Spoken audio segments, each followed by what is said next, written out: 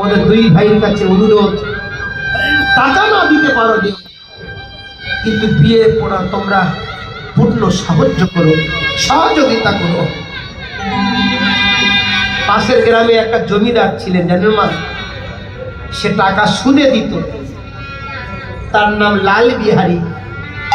তার কাছে গিয়ে বলছে, লাল বিহারী সাহেব, আমি কন্যাদায়ী গ্রস্ত বাবা, আপনার কাছে কিছু টাকা সুদে নিতে এসেছি। সুদ করে বললেন, টাকা সুদ দেওয়ার জন্য তো বসে আছে, যত পারে নিয়ে যান। যত টাকা লেগেছিল সব টাকা এনে মেয়েটার বিয়ে দিলেন। এতদিন বিয়ের আয়োজন করছেন, বিয়ে দিচ্ছেন, বাবার সে চিন্তা ছিল না। তখন মেয়েটা পালকিতে উঠছে, সবাই ডাকছেন, কন্যা পক্ষের বাবা কোথায়? ছেলে মেয়ের সম্প্রদান করতে হবে না, হাতে হাতে তুলে দিতে হবে না, আপনি আসুন। যেই বলেছেন কন্যা সম্প্রদান, বুকটা হঠাৎ করে কেঁদে উঠেছে।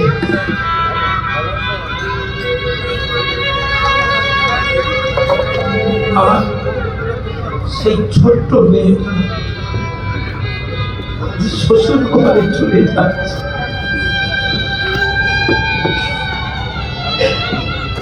শ্বশুর ঘরে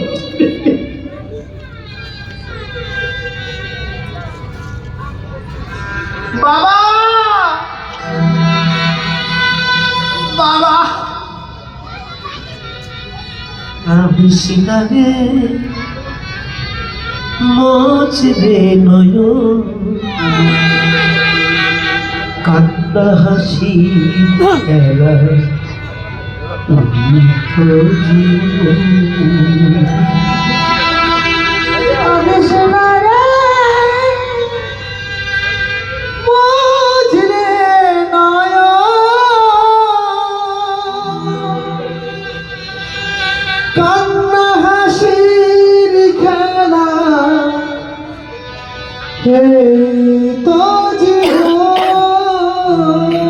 জীবনে আধার সে তো আসবে আসবে, বুক ভরা বেদনা হৃদয় তো ভাসবে। জীবনে আধার সে তো আসবে আসবে, বুক ভরা বেদনা হৃদয় তো ভাসবে। আবার সুখের নিশায় ভরে যাবে কাঁদিস না রে বুঝরে নয়ন, কান্না হাসির খেলা এই তো জীবন। ওগো আমার বাবা,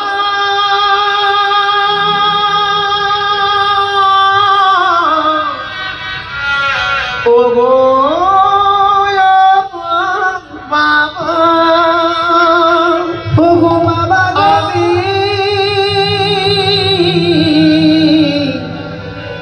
চলে যায়। বাবা ভালো থাকিস, সুখে থাকিস, স্বামীর ঘরে সুখে থাকিস। মেয়ে বিয়া হয়ে চলে গেল, বাবা একা ঘরে কাঁদছে, চোখের জলে বুক ভেসে যাচ্ছে। অক্লান্ত পরিশ্রম শুরু করলেন, 1 বছরের মধ্যে সব ঋণ পরিশোধ করে দিলেন। খাতায় লিখে দিলেন, আমি ঋণ পরিশোধ, আমি মুক্তি। যমুনার স্নান করে ঘরে বসে আছেন, এমন সময় মহাজনের লোক পাঠিয়েছেন, গোবর্ধন বাবু, কে? আমার বাবু লাল বিহারী আপনাকে ডেকেছেন। কেন? আপনার টাকা এখনো পরিশোধ হয়নি। সে কি? আমি এখন টাকা পরিশোধ করে দিয়ে এলাম, আমি সব টাকা শোধ করেছি, আমি একটা টাকা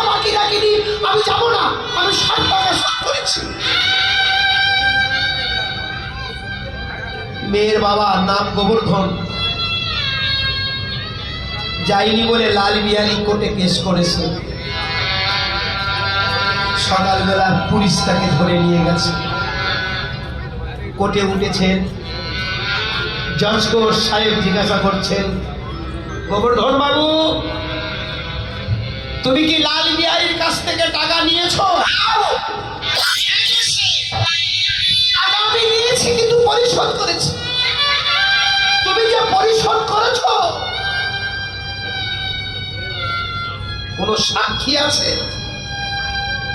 না বাবু, আমি খাতায় লিখে দিয়ে এসছি, কিন্তু কোনো সাক্ষী নেই।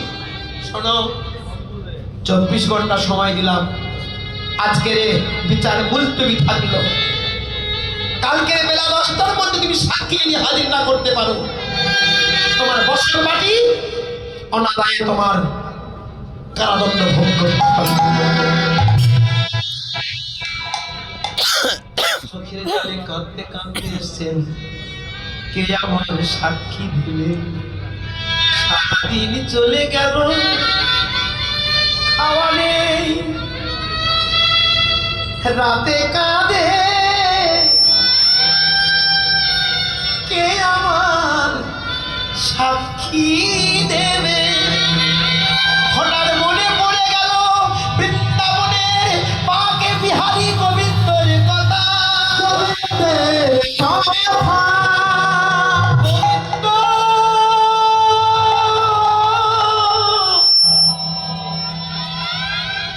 হে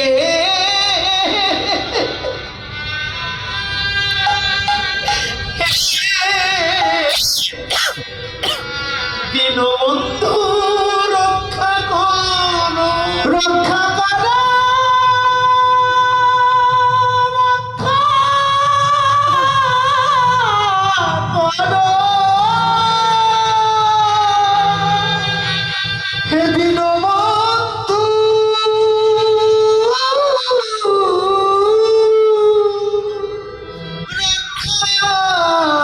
করো।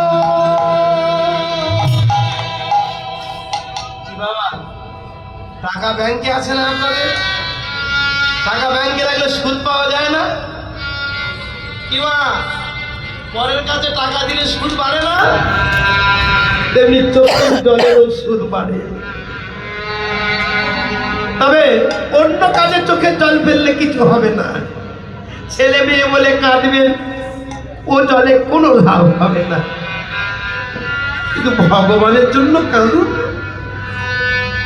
চোখের জল ব্যর্থ হবে না। সারা রাত কাঁদতে কাঁদতে সকালবেলা কোর্টে যাচ্ছেন। জজ সাহেব জিজ্ঞাসা করছে, কি গোবর্ধন বাবু সাক্ষী আছে? হ্যাঁ বাবু, সাক্ষী আছে, আমার সাক্ষী আছে। কোথায়? বৃন্দাবনে বাকে বিহারী আমার সাক্ষী দেবে। আত্মবিশ্বাস দেখুন, এতদিন ভগবানকে ডাকিনি, কেউ ডাকে না। বিপদ না পড়লে ভগবানের কাছে কেউ যায় না, বিপদ না পড়লে ঠাকুর ঘরে কেউ যায় না, বিপদটা পড়লে ঠাকুর ঘরে সবাই ছুটে যায়।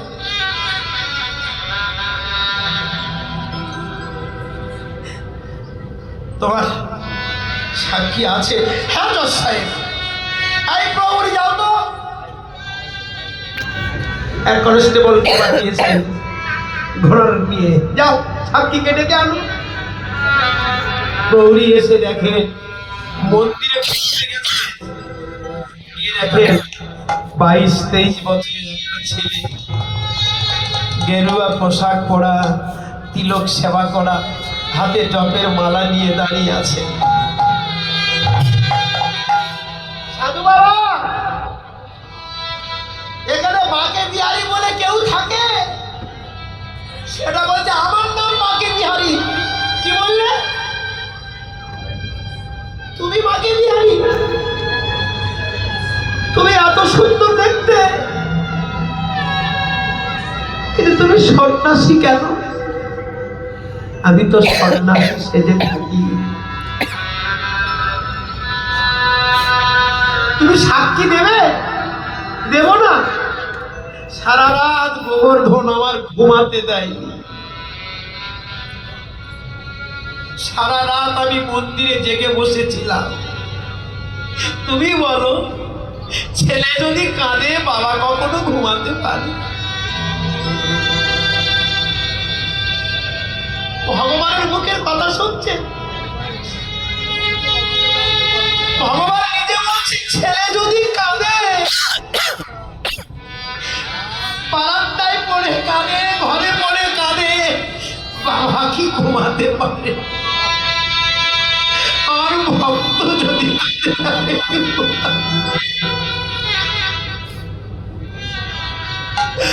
আমি কি ঘুমাতে পারি? সন্ন্যাসী, তুমি সাক্ষী দেবে? হ্যাঁ দেব। তবে ঘোড়ার উপরে ওঠো।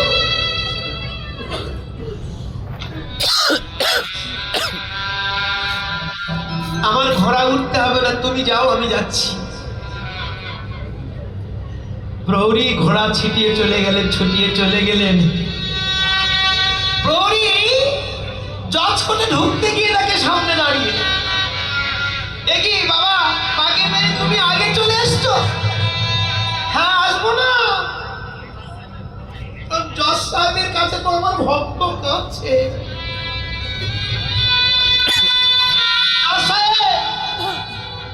সাক্ষী হাজির। আপনারা তো সবাই স্কুলে, সবাই তো কলেজে গেছে। যখন শিক্ষক ভিতরে প্রবেশ করে, সবাই ছাত্ররা উঠে শিক্ষককে সম্মান দিই না চেয়ার থেকে। জজ সাহেব যখন ঢোকেন, বকিল্লা সবাই দাঁড়িয়ে জজ সাহেবকে সম্মান দেন। কিন্তু আজকে সাক্ষী ঢুকেছেন, জজ সাহেব উঠে দাঁড়িয়েছেন।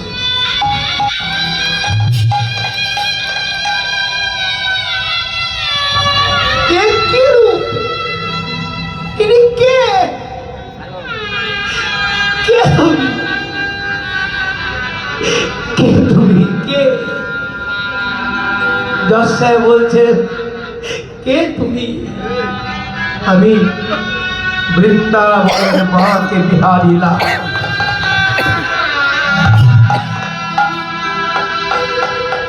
কান আছে, চোখ আছে, তবু চিনতে পারে না। কান আছে, তবু শুনতে পায় না। তুমি সাক্ষী দেবে? হ্যাঁ দেব। আমি দেখেছি গোবর্ধন টাকা পরিশোধ করেছে, একটা লাল ডায়েরিতে লিখে রেখেছে। কাপড় বেঁধে সিন্ধুকে লুকিয়েছেন লাল বিহারী। এই মাত্রে সিন্ধুকটা ভেঙে দেখে একটা সত্যি যে কাপড় বাঁধার কথা বলে সেই কাপড় দিয়ে বাঁধা। লাল ডায়েরিটা এনে জজ সাহেবকে দিয়েছেন। জজ সাহেব দেখতে সেখানে পুরো টাকা পরিশোধ করা। গোবর্ধন, এটা কার সই? এই তো জজ সাহেব, আমি নিজে সই করেছি। লাল বিহারী সুদখোর মনে ভাবছে, আমি খাতাটা লুকিয়ে রেখেছি, কেউ দেখেনি, আমার স্ত্রীও দেখেনি, কেউ দেখেনি। এই সাধু জানলো কি করে?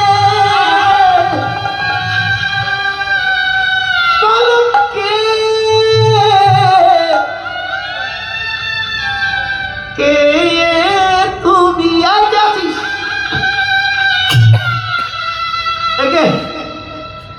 একে জেলে দাও, কারাদণ্ড দাও। শাস্তি হলেন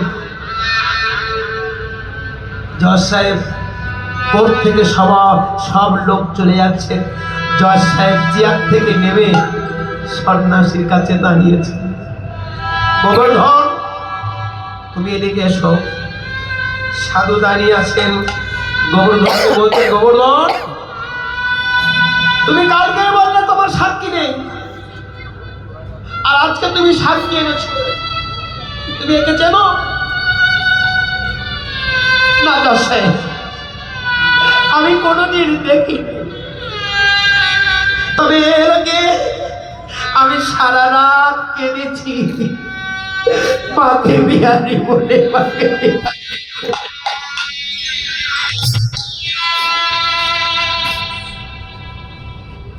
আজকের সাক্ষী দিতে এসেছে।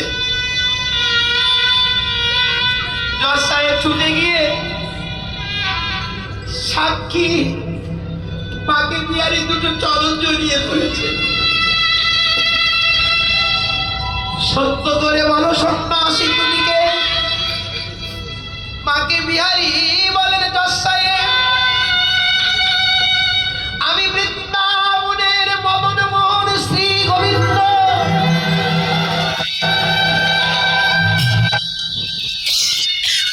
আমি ভক্তের বাঁচাবার জন্য সাক্ষী দিতে এসেছি। তুমি যদি গোবিন্দ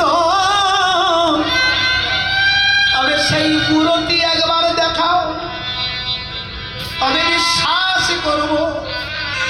ভগবান ওই জজ সাহেবের মনোবাসনা পূর্ণ করতে ওই কোটেতে তার ছদ্মবেশ পরিত্যাগ করে হাতে মুরলি লয়ে ত্রিভঙ্গ ভঙ্গি উঠাবে দাঁড়াইয়েছেন জজ সাহেব।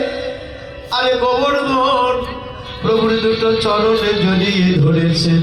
প্রভু গো